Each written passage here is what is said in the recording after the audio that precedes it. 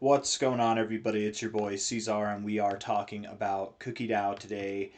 It is the 16th day of April, and here we are with about 9 hours and 23 minutes left in the day. Hit that like button, subscribe, and thank you all for being here.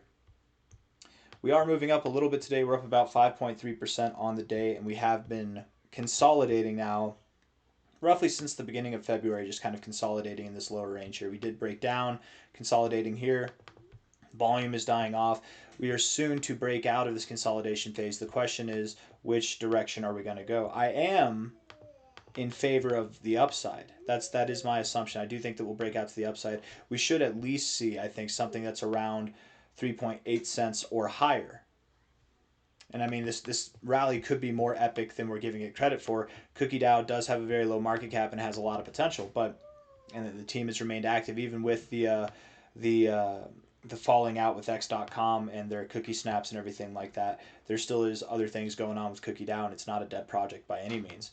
Looking at this on the daily time frame, if we look at the MACD, you have come up and rejected this zero level. I mean, the last time that you rejected the zero, the reading you got was gruesome, brutal.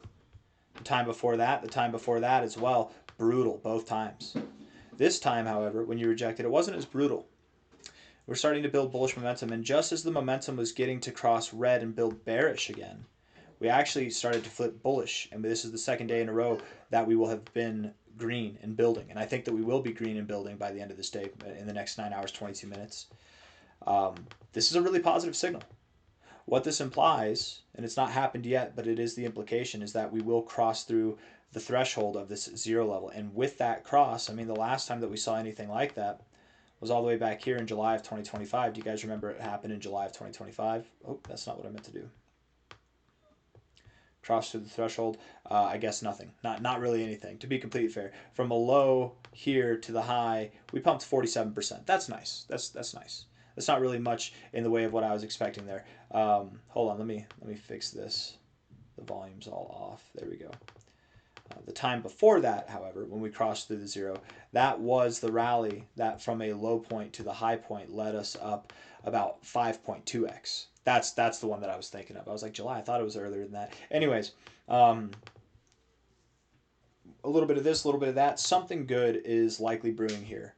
And if it is a 40% pump from the low, let's just see. 40% pump might not take us even above these highs. And that is possible. That is an outcome that we need to be okay with. From a high to a low, the type of procedure we'd see there would probably be to the golden ratio.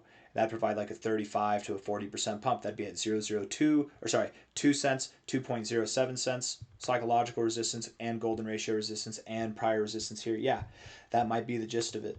But again, in the context of things with this volume, the way that it's died off, I think that we're in an overall range. So if we break out, I don't think that we're going to stop here. I think that we're going to break out and likely go to the next levels up, which as far as I'm concerned is at about 3.8 cents. Let's go back in time. Let's just see. This here is clearly, if we get past this point of resistance, this is clearly the next stopping point, somewhere between here and there. Maybe even let's tighten it up a little bit, support resistance on a closing basis. Let's go back in time and see. We had some support back here. We could draw a line right there. Some resistance right here. We can draw a line here and maybe encapsulate that wick as well. Going further back in time. Oh yeah, this is on Bybit, so we don't have... No, this is the all-time history. Okay, cool. So yeah, I mean, these are actually very significant points of resistance back here as well.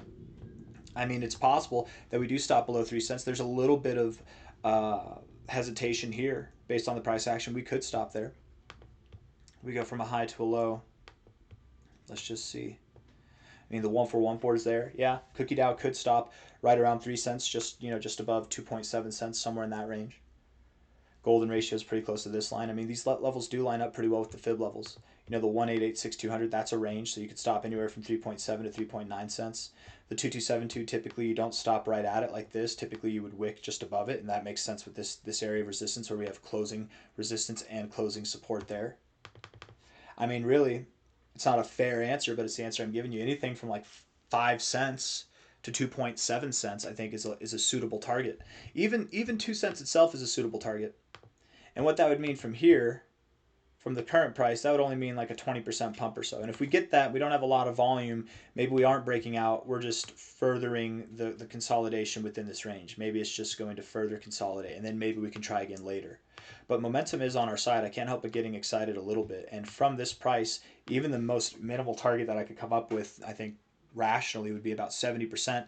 The most high target that we could see would be about 184%, over double that. So it's quite the range of possibilities. And of course, you never know when some kind of catalyst could come in and, I mean, send this thing dramatically higher. This thing has been beaten up, you guys. It's been beaten up.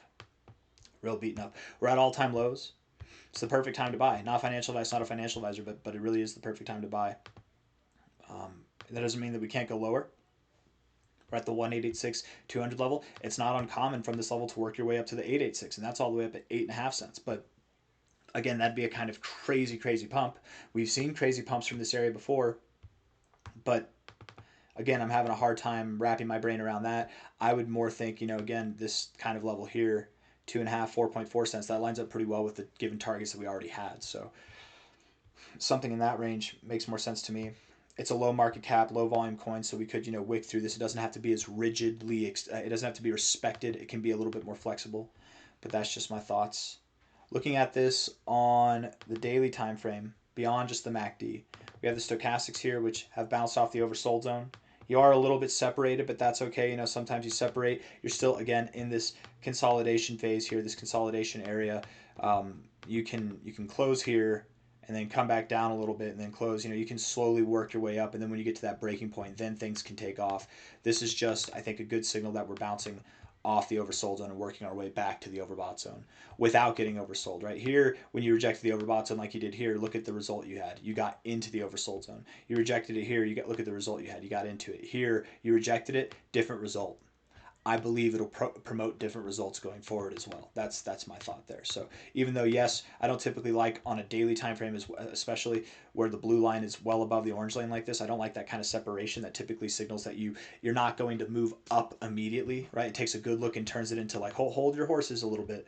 The future that this might promise is bright. It's bright. I think that it could be good. And at least a 20% pump, if not more, is what we should expect. But I'm really on that line of 70 to 180% pump from here. That's what I'm thinking. And when does this happen? It could be by the end of April. It could be by the end of June. It's somewhere in there though. So, you're at all-time lows. Not financial advice, not a financial advisor. Is this the low of the bear market? I doubt it. For a short-term play, it might be good, but also for the long-term play, this is a perfect area to DCA. There's nothing wrong with DCAing in.